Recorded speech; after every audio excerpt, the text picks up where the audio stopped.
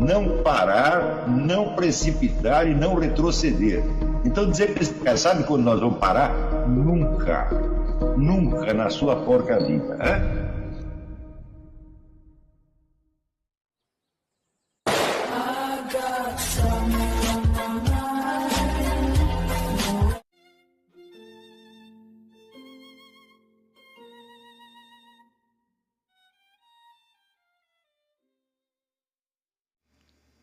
E aí pessoal, tranquilo?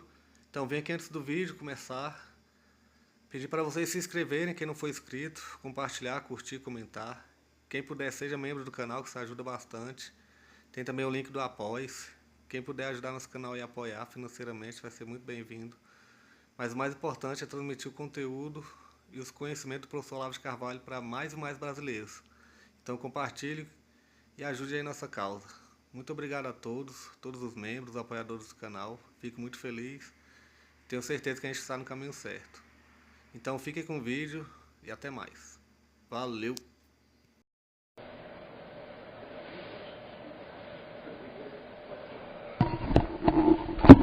Então, mas eu não estou falando isso só para a educação das crianças, mas para a sua retroeducação. Você lembrar... Professor, eu tenho uma outra questão ainda vinculada ao ambiente hostil, que é uma percepção minha, que eu levo ela ao encontro de uma célebre frase sua, que é o cala a boca, burro, que ela é muito própria por ela combater um ambiente hostil, culturalmente hostil, que é um ambiente culturalmente fraco, ao demonstrar para outra pessoa o tamanho da estupidez do que ela está falando.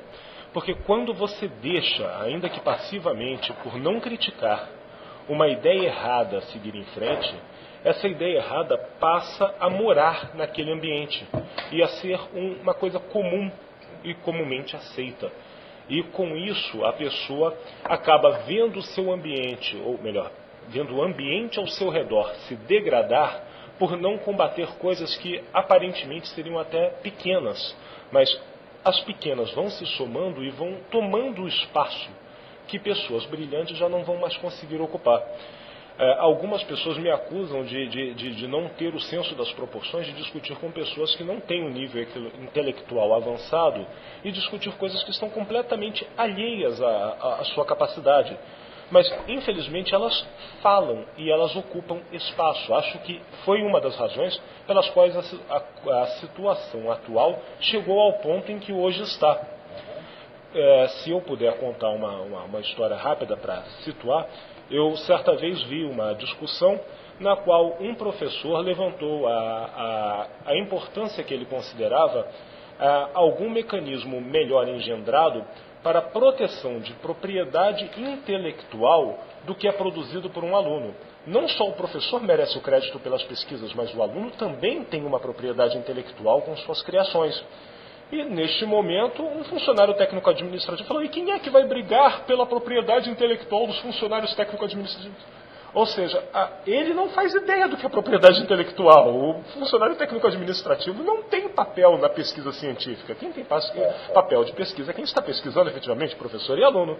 Então, eu tive um ímpeto de criticar, de me insurgir contra aquela pessoa e colocá-la no seu lugar. O seu famoso cala-boca burro, claro que com o meu próprio estilo. E os meus colegas disseram: mas você vai se rebaixar, vai discutir com ele? Infelizmente, essas pessoas têm direito a voto. E a universidade vai degradando, inclusive com o voto de gente que diz isso. Eu queria a sua opinião. Muito obrigado mais uma vez. Oi. Mas tem que... Também.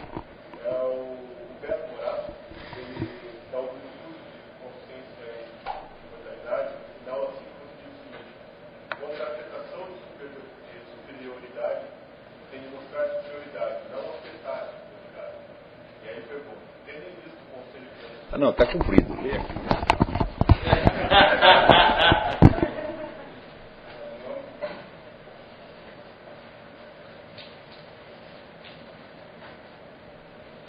Aqui, ó. Então está aqui, é a pergunta do Beto Moraes. Estou fazendo o curso Consciência e Imortalidade, lá na aula 5 o professor diz, aspas, contra a afetação de superioridade, você tem que mostrar superioridade e não afetar superioridade, fecha aspas. Tendo em vista o conselho de abstinência de opiniões, não é bom considerar a possibilidade real de não estarmos preparados para desmascarar o farsante, mesmo sabendo que é farsa? Muito bem, isso aí acontece, mas você vai ter que graduar a coisa em função de 2 critérios. O primeiro critério é se o indivíduo está dizendo besteira apenas num círculo de convivência pessoal, por exemplo, em família, etc., né, ou num grupo de amigos, ou se ele está fazendo aquilo já, vamos dizer, numa posição de profissional que está falando para a sociedade humana, como parece ser o caso do exemplo que ele deu. É uma discussão na universidade. No primeiro caso, eu recomendo, esqueça, né? Não fique entrando em briga de botequim, tá certo? Em conversa de discussão doméstica, a não ser que isso seja necessário. Eu lembro uma vez a gente estava jantando, tinha um grupo de amigos nossos, judeus, lá de Paraná, que a gente ia sempre na casa deles, e eles faziam o Shabat, e a gente participava do Shabat, né? Então tinha um parente da dona que falava besteira pra caramba, ele tinha assistido o filme, como é que chamava aquela porcaria do filme? Código da Vinci, e ele acreditava naquele tudo, e tinha lido, mas não sei o que, e estava falando besteira, e eu quieto, falei, tá bem, tá certo, tá tudo bem. Daí, a dona da casa pediu, você não pode dar um jeito nele, por favor? Eu falei, você quer mesmo, tem certeza? A pedidos, eu fui lá e demonstrei que o sujeito era uma besta quadrada, não sabia de nada, né? Então, mas foi só porque pediram. Normalmente eu ficaria quieto, né? Mas, por exemplo, se é numa escola, né, ou num debate público, uma coisa, não, daí você tem que interferir, né?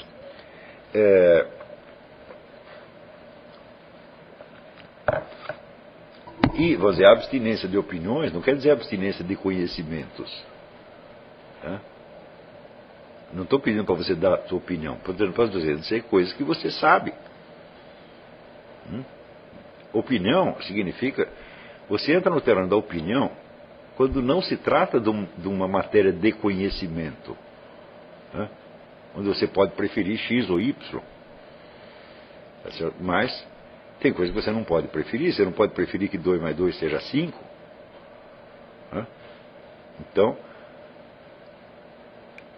não é para você participar de discussões em geral, mas quando for necessário você quebrar, vamos dizer, o falso prestígio de um erro monstruoso, de uma mentira, não hesite em fazer isso. Mas não busque essas situações.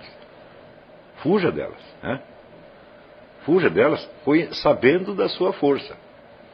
Mas eu não vou entrar na discussão, porque se eu entrar eu vou humilhar o cara, pô. Então precisa ver se esta humilhação será boa para ele e para tu, ou pelo menos para os outros. Se será útil nessa circunstância, ou se eu estou fazendo isso só porque a coisa me irritou. Você tem que... É tudo... Assim, como diz o americano, faça a coisa certa, tá entendendo? Você veja o que é bom realmente naquela situação e faça o que é bom. Às vezes é bom você ficar quieto, né? Eu digo, não vai valer a pena você, por exemplo, sei lá, um jantar de família, tal, você não quer estragar aquilo, pô, né? Então deixa os caras falar besteira, né? Mas se a coisa já implica alguma responsabilidade social e você tem os meios de corrigir aquilo, então não hesite em fazê-lo. Mas de preferência sem criar discussão, né? Você tem que dar certas informações que serão tão básicas e tão bem fundamentadas que não dê para discutir. Então daí você diz, cala a boca, burro, quer dizer, eu não estou discutindo com você, você fica quieto e ouve o que eu estou falando. Eu sempre penso assim, se eu não posso entrar na conversa com este espírito de quem vai ensinar algo, eu devo ficar quieto, porque senão é apenas discussão, bate-boca, por que serve isso? Se é para ter um bate-boca, é porque a opinião dele vale tanto quanto a minha. E se é uma coisa na qual eu não tenho conhecimento efetivo, tenho somente uma opinião, eu falo, não, que direito tenho eu de querer fazer a minha opinião prevalecer sobre a do outro? Eu tenho a minha, ele tem a dele. Mas se se trata, vamos dizer, de um erro efetivo, que você pode corrigir com conhecimentos e não como opiniões, então faça isso. Mas deixe para fazer só quando realmente a coisa for útil. Como nesse caso, era útil. Era o sujeito que estava estragando o jantar, você está entendendo? Estava fazendo todo mundo se sentir mal com aquilo. E eu fui lá, então fiz um se sentir mal e os outros todos se sentiram bem. Entendeu?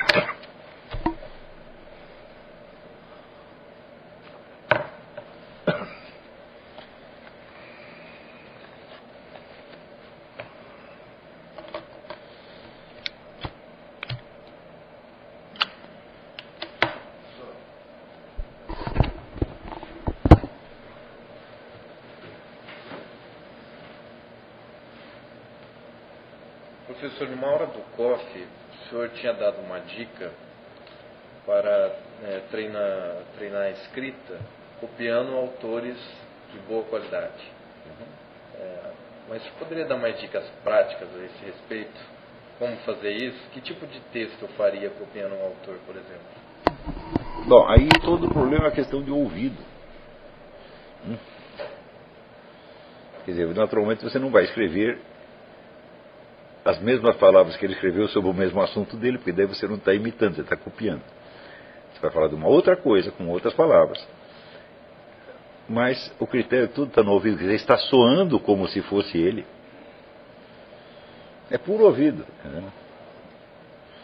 Às vezes lendo a coisa em voz alta. Mas às vezes você não precisa ler em voz alta, às vezes o ouvido imaginário já capta. Não é isso? Então, se você pegar dois autores muito diferentes e tentar copiá-los, tá certo? Você vai sentir a diferença.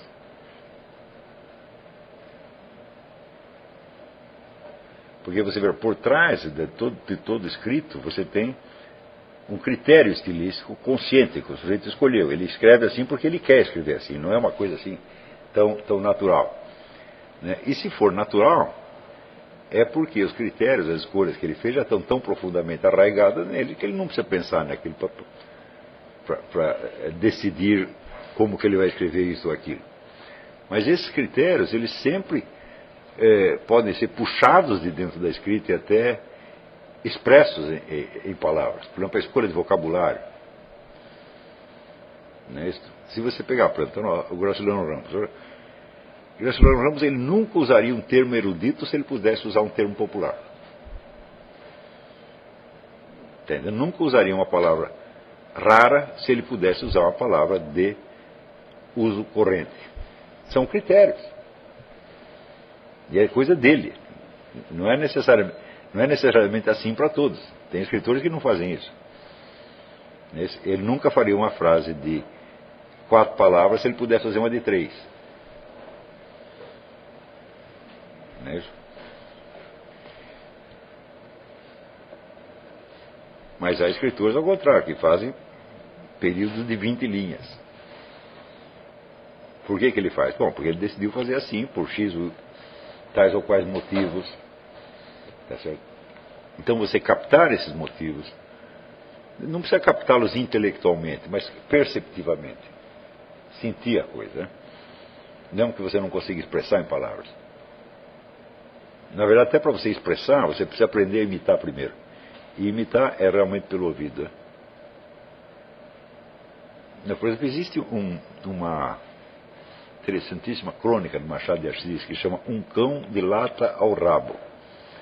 Em que ele, assim, é a história, alguém amarrou uma lata no rabo do cachorro e ele vai descrever aquilo em 3 estilos de 3 grandes escritores. É a paródia, evidentemente, mas mostra que ele entendeu perfeitamente os princípios estilísticos daqueles escritores. Quer dizer, todo escritor que tem uma grande habilidade, ele sabe imitar os outros. Quer dizer, ele escreve do jeito dele porque ele quer. Se ele quisesse fazer de outro jeito, também faria. Quer dizer, ele tem que ter o domínio da coisa. Quer dizer, um estilo literário, ele não é um produto da natureza. Ele é obra de meditação, escolha, você está entendendo? É uma coisa muito séria. Claro que, em alguns casos, vamos dizer, o estilo é uma obra mais refletida e mais pensada, em outros casos é mais espontâneo, mas nunca é totalmente espontâneo.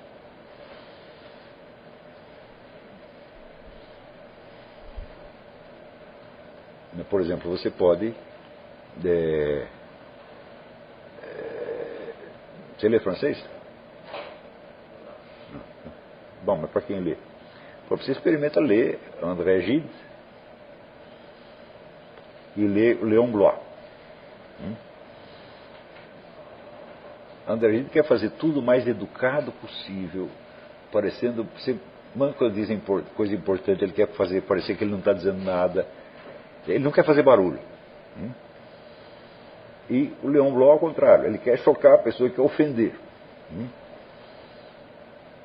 Mas é da natureza dele. Só que ele sabe, vamos dizer, transpor essa natureza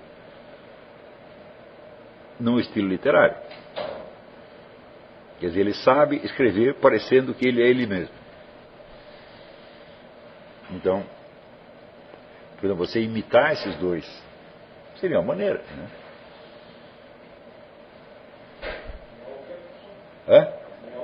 Léon Bloy. B-L-O-Y.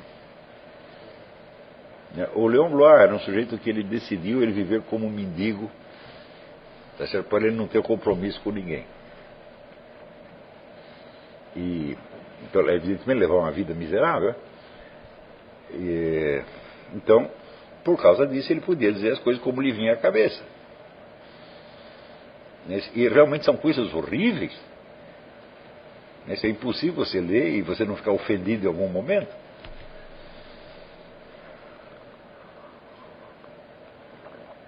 Depois você pode ler, por exemplo, se você ler Georges Bernanos, não os romances dele, mas os livros de polêmica, que são tão bons quanto os romances. Ele quer falar de um jeito que é como se toda a geração dele estivesse falando. Então ele faz você se sentir envolvido naquela coisa, como se não fosse o discurso de um indivíduo, mas é o nosso discurso, é você que está falando. Sem usar o plural.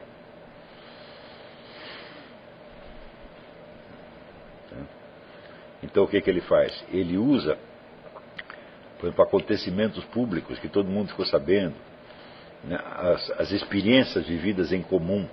Ele toda hora está evocando isso aí. Fica muito bonito, né?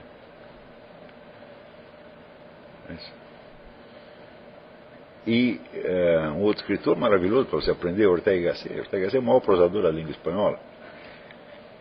Ele era, de ofício, ele era um filósofo, mas era um tremendo escritor. Escritor absolutamente maravilhoso. Como filósofo ele não é tão importante assim, mas a ideia dele era fazer com que as ideias que ele estava expondo se tornassem claras plasticamente, não só logicamente.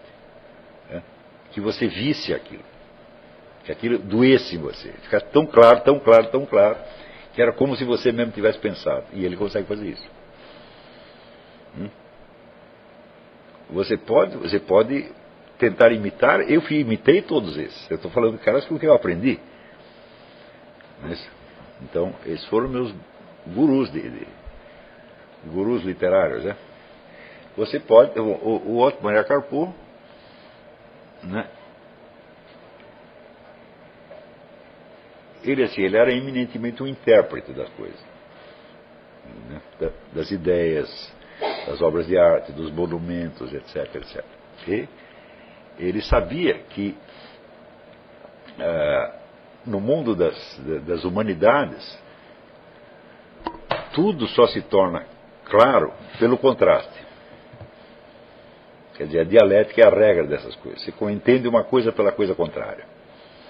Então o que ele faz? Ele vai armando as contradições. Dizendo, é assim, mas parece que é de um outro jeito. E um terceiro diz que é do outro jeito. Ele não diz o que ele pensa. Né? E ele vai assim como um peixe, né? Nadando nos meios das contradições, aos poucos as coisas vão se esclarecendo. Só que às vezes você não fica sabendo o que ele realmente pensa, porque não é disso que se trata. Ele está tentando explicar o que outros quiseram dizer, tá certo? E mostrando isso através de contrastes e contradições. Quer dizer, muita gente não entende o Karpov, acho que é por causa disso. Ele é sutil demais. Quer dizer, não é que não entende o que ele está dizendo, mas acha que é a opinião dele, quando às vezes não é. Ele usa muito assim, assumir a palavra em nome de um terceiro, sem dizer que é o terceiro que está falando. Então, você tem todos esses truques, cada um desses estilos expressa, vamos dizer, um temperamento que o indivíduo conseguiu, vamos dizer, transpor numa personalidade literária. Normalmente você nasce com um temperamento e desenvolve uma personalidade ao longo da vida, mas a personalidade literária tem que ser criada. Não é isso? E ela é criada, vamos dizer, por escolhas, vamos dizer, e a sinceridade, a autenticidade dessas escolhas determina a autenticidade do estilo. Que o sujeito realmente escreve como ele mesmo. Né?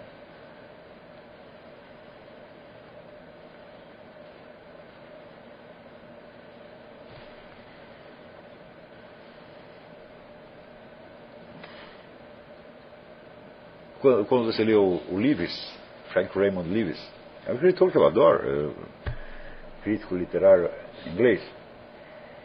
Ele escreve tão complicado, mas tão complicado, mas tão complicado, né, que você fica com raiva.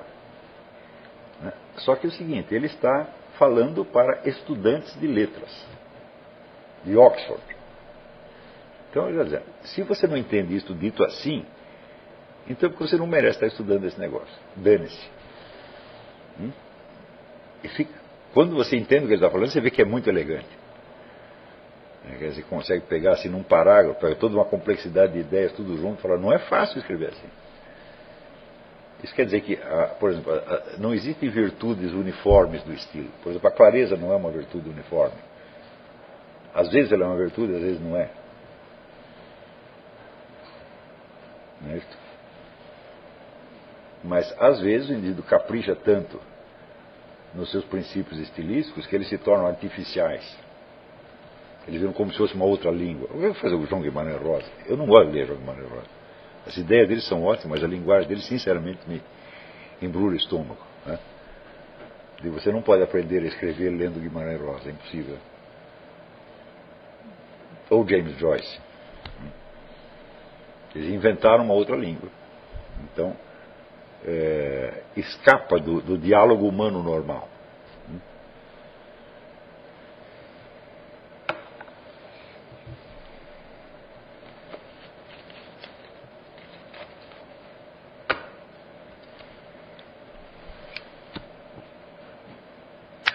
Quer dizer, eu imitei muitos escritores, muito. Às vezes, propositadamente, ou às vezes, simplesmente quando está escrevendo um artigo de jornal, eu falo, não, eu vou puxar aqui pelo estilo do fulano, porque é o que convém no momento. Sempre fiz isso.